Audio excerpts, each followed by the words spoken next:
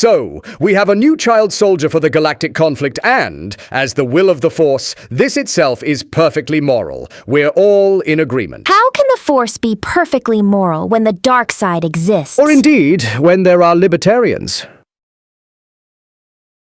What? I said, given we know the Force to be perfectly good and its will absolute righteousness, such a question is often raised by those who lack understanding of the finer points of Jedi theology. Are you calling me stupid? Ignorance isn't strictly indicative of stupidity, and one should not mock others for not having the same knowledge they do.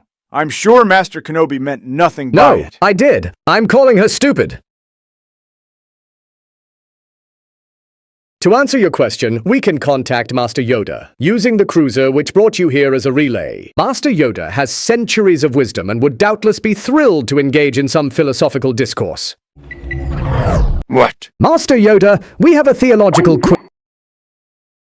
He hung up, Master. Nonsense. The call just dropped. The signal is rather shoddy out here. What you've raised is known by Jedi thinkers as the problem of the dark side, and is predominantly a problem of sapient or moral evil acting through the use of the Force. An example of what Master Kenobi is speaking of would be when Master Yoda decided to try combining so many uppers and downers that he felt normal. However, he messed up the dose. Long story short, he ended up holding Master Kit Fisto with a lightsaber to his throat and made us all listen to his pitch to revolutionize education, which involved projecting lessons onto the palms of younglings using modified DT-17 droids, with the lessons individualized based on their fingerprints. That's insane. I thought it a fairly typical morning. No, she's right, Anakin. Master Yoda is nothing less than a saint, in spite of his little, jokes, and I will hear nothing to the contrary. Actually, the insane thing I meant was pitching such a brilliant idea so publicly, where anyone could Oh, I already trademarked the idea. All rights reserved. The fundamentals of why beings believe the existence of the dark side is a counter to the notion the Force is perfectly good stems from 4 basic propositions, which are held to be contradictory. Proposition 1. The Force is omnipotent. Note that when we say omnipotent, we mean that the Force has maximal power as far as is possible. This does not mean the Force can transcend logic. For instance, the Force could not create an uninteresting thesis, nor could the Force make sand tolerable. Rather, the Force is maximally powerful, or as powerful as it is possible for something to be. Anakin's examples are awful, and the kind of thing that led to his being legally banned from every classroom outside the Jedi Temple. Legally, I can teach in the Outer Rim, but oddly, the only classrooms that will have me are those within Hutt torture chambers. Yes, Jabba is a frequent procurer of Anakin's private tutoring services. Either way, there are those who argue the Force, while not omnipotent, is instead merely incredibly powerful. This does somewhat negate the problem of the dark side as a whole, as the Force not being omnipotent means it is not typically perceived as innately being capable of stopping the use of the dark side, whereas if it were omnipotent, it would be supposed to be. Regardless, Proposition 2 is that the Force is omniscient. This view stems from the fact the Force can offer visions of the future and has a will for a specific outcome. I found these visions are best used for scholarly pursuits. Yes, you really must stop citing works before they're written. You've created no small number of bootstrap paradoxes as beings just copy material you've quoted from them which they will write and present it as their own original thought. Paradoxes isn't a real word. It's like vortices. The word paradox is derived from Greek, while vortex and its plural are derived from Latin. The differing origin of these words is such that— Anakin, stop making up languages to try and prove your point. Paradoxes is a far superior word because it sounds cooler. Basic is meant to be a simple and coherent language, yet the random and wholly arbitrary differences fine. within even different plurals— Please proceed. Yes, well, premise 3. The Force possesses a will which functionally serves to make it omnibenevolent. Such as willing that Jedi share their theses with the galaxy and even uploading them one day on the HoloNet for all to see and access. Though of course this would only be after they sign a waiver stating that the uploader is not legally responsible if the listener ends up braining themselves through repeated and forceful application of their head to their table. Anakin Agencola made an almost full recovery, and he's not even pressing charges. You don't have to be so preemptively defensive. He only listened to the introduction. Finally, premise 4. The dark side exists. On their own, these premises are not inherently contradictory. For instance, the omnipotence of the Force does not decree that the dark side not exist. After all, one could readily hypothesize an instance through which the presence of the dark side can itself be said to be a good. In fact, we shall do so shortly. According to legend, this isn't unlike what the Jedi of old believed. Indeed, the Order conceptualized that in the light there is a darkness, and in the darkness a light. They called the light Ashla and the dark Bogan, and believed one had to remain balanced, favoring neither one or the other. To speak outside of legends, the Bendu, a being residing on the planet Atalan, will claim to represent the center of the Force, and likewise will not present the dark side as inherently evil, with evil instead stemming from how it is used. Will claim? It hasn't happened yet, but if my Force vision is to be believed, it should happen sometime around 2BBY. What does BBY stand for? That is, of course, unspeakable heresy, and such a being should have their evil spirit cleansed in fire. I think he just To regenerated. leap back to the point, like the most graceful of fathiers. So you can use them as an example. Consider the interpretation favored by the Jedi thinker Nye Arius, who theorized the purpose of Force sensitivity was soul-making for rational moral agents. One could conceptualize it through picturing the galaxy as a classroom for the soul or spirit. We come into being, as is the will of the Force. However, this does not mean we are perfect, but rather that we are immature creatures capable of moral and spiritual growth, which requires our free actions. In the case of we Jedi, this requires physical, mental, and spiritual cultivation, because this is the best way for us to develop. Indeed, Master Qui-Gon theorized that one could attain such a level of harmony with the light side of the Force that you could maintain your individuality after you passed on. For context, Master Qui-Gon was Obi-Wan's master, and therefore my Grand Master. Not to be confused with the Grand Master of the Jedi Order, who I think is Dooku at the moment. He's not. Anyway, you can tell the difference between Grand Master and Grand Master because of the capitalization. I can't see capitalization when we're talking. Also, I'm pretty sure Dooku isn't the Grand Master of the Jedi Order. Nor Anakin. He's still recovering from Dooku hitting him with lightning. Lightning for fingies! How did lightning shoot from his fingies? Doesn't Dooku run the Confederacy of Independent Systems? I wouldn't know. I'm not brave enough for politics. Aren't you a general in the war? Alas, if only I were brave enough for politics, then perhaps I could find out. And haven't you been involved in negotiating for the Republic? Yes, but only in a non-political sense. Returning to the point, did Master Qui-Gon talk much about his theory? Actually, he never mentioned it. Mostly, he racially insulted everyone we met, challenged randoms to fights, and kept trying to procure narcotics from shady hoodlums. However, when I was examining his possessions following his death, I found the idea in his journals. They were oddly spiritual. You'd think he were a completely different man, judging by what was written down. Quite fascinating what you discover after someone dies.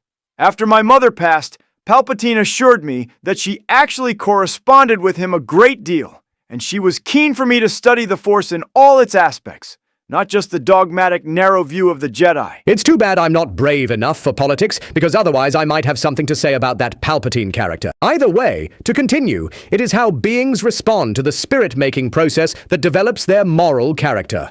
Following the will of the Force would mean adhering to the light, that is to say, using the Force for knowledge and defense, never for attack. You use your lightsaber for attacking. Though I heard a legend that Master Windu will beat up an entire army of battle droids with his bare hands. So he hasn't done it yet. According to legend. Wait, is it that the legend says he's going to do it? Or that what he's going to do will be a legend? I hope you're writing this down. It'll be on your Jedi Knight written exam. There's a written exam? For those within the Nye-Arayan school of thought, it is the temptation of the dark side, which is what Jedi are to struggle against. That is to say, the temptation to give into hatred or anger, manifesting in the unnatural abilities of the Force. Such as shooting lightning from your fingies. Write that one down. It'll be on your Jedi Knight written exam. The Force, in its infinite wisdom, permits the use of the so-called dark side, because it is the struggle against this evil which is what develops the spirit. Were the dark side to be inaccessible, then this spirit-making process would be fundamentally inhibited. This is perhaps best summed up by the Jedi thinker Jick Hone, who noted, "The kind of goodness which the Force desires in sapient beings could not in fact be created, except through a long process of creaturely experiences in response to the temptation and allure of the dark side." But that doesn't make sense. In what respect? That argument makes out the dark side itself to be good. If it didn't exist, then souls couldn't be refined. Quite. As mentioned at the outset, the Force is inherently good, even if, from our limited point of view... From my point of view, the Jedi are evil! Ignore him. He does that sometimes. As I was saying, from our, certain point of view, we struggle to see this. However, to further advance Ahsoka's point, one could consider the Lanai thinker Gen F. Jedis, who noted that only the sufferer can determine whether their suffering has been meaningful or not. If we use this lens to examine the dark side, can it not be said the temptation could well lead to fundamentally useless knowledge?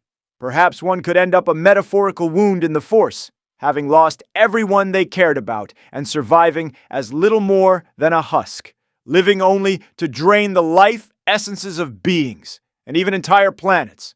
How could such a being be said to have benefited from the temptation to indulge in the dark side? Despite Anakin's indulging in such a nihilistic legend, a proponent of the school would argue that it is precisely such a scenario that exemplifies why we are better off following the will of the Force and remaining in the light, for succumbing to the dark side can only lead to ruin. Not to be confused with a legend around a Sith Lord of the same name.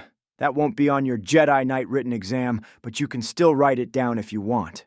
What is life, if not for This learning? is an objection some Jedi thinkers have themselves raised, which has led to other considerations. A notable one would be the free will defense to the problem of the dark side. The Force is perfectly good, and thus would not have us as mindless agents blindly following its will as though we were but droids because it values freedom. This view would have it that beings who could use the Force would be able to use it for ill in the form of the so-called dark side. Including the deeply unnatural ability of lightning fingies. Okay, it was pretty unusual as powers go, but we can run at super speed, see events before they happen, and move objects with our minds. Is shooting lightning from your fingers really that unnatural? Yes.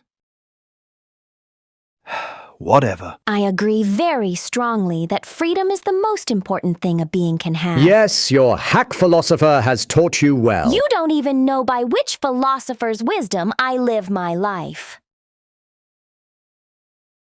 The It's Balasar Einar and Einar Darno. Darno. Lucky guess, statist. You listen to a hack.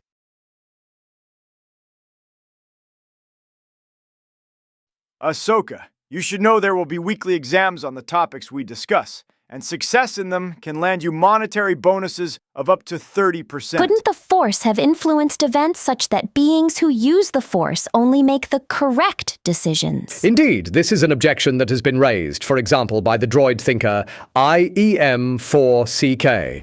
However, in a counter to this notion, and I necessarily hasten my explanation a little, as I see the droids have begun mowing down our troops like so much grass, the Paladuvan thinker, Antinga, argued actions can only be free if no causal laws and antecedent conditions determine that they occur or do not occur. And indeed, when we take causal laws to refer to codifiable ways in which unfree parts of the galaxy behave out of necessity, and antecedent conditions to refer to the state of the galaxy prior to a being's choice, then this explanation...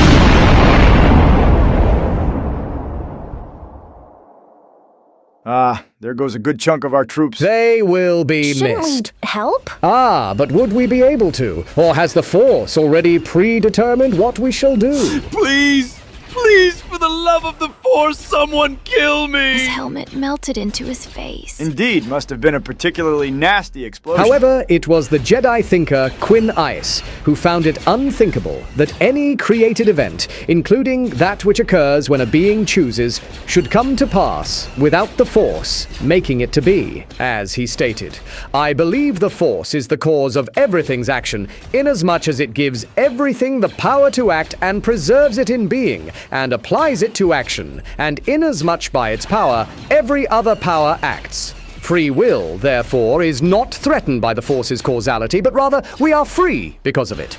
Therefore, if Master Yoda should hypothetically choose to inject himself with the drugs, which he will soon give up, this would be as the Force wills it." He's not going to give them up. If he were addicted, which he isn't, he would. He recently topped the polls as most likely to wipe out the entire Senate following a bad trip in Spice Users Monthly.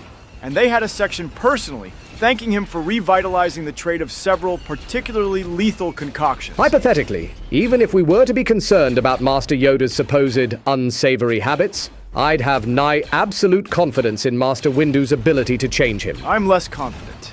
After Master Windu gently suggested that Yoda maybe think about slightly cutting back on drugs for the afternoon just to see how you feel, Master Yoda used the Force to hurl him out of the window. One day such an event will become legal precedent, so it's fine. Viewed in this way, the free will defense is lacking. After all, it conceptualizes events as something the Force passively observes, rather than is facilitated through the Force. Put another way, it envisions the actions of beings as somehow extrinsic to the Force, yet the Force permeates all living things, and all is as the Force wills it. This seems inherently contradictory. Now that is a very important question on your Jedi Knight written exam. Is the Jedi Knight written exam in any way official? Well, for tutelage under me, it certainly The is. Jedi Knight written exam is a time-honored tradition. I wrote one for myself when I was training under Master Qui-Gon and managed to get 98%. Only 98%? Didn't you write it? Yes, but the examiner was a very harsh marker. Who marked it? That was me. But the committee who maintained oversight over the markers were extremely strict.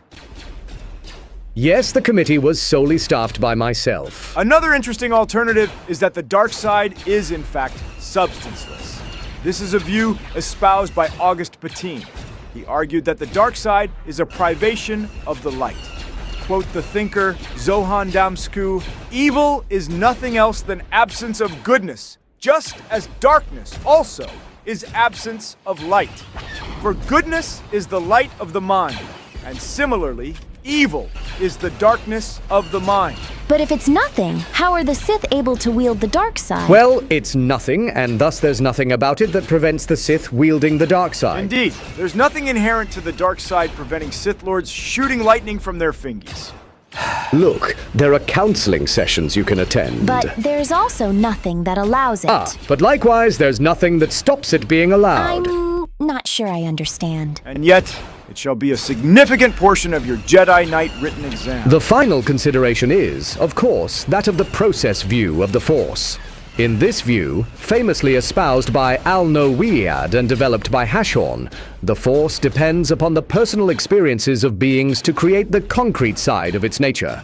In this view, the Force is something of a lure, persuading beings to cooperate with its good designs, with the outcome depending on the extent to which beings comply with the will of the Force. The dark side, therefore, is not sent or determined by the will of the Force, but arises from the free choices of beings. You've presented several frameworks for understanding the dark side, but which do you believe? All of them, simultaneously. But they contradict. And that belief is what separates a Padawan from a master. The Balasar hack Einar and Darno? Can't you people at least misunderstand Nietzschezius? I fear that will only get a laugh in the academic circles, Master. Now, I should probably put that clone out of his misery.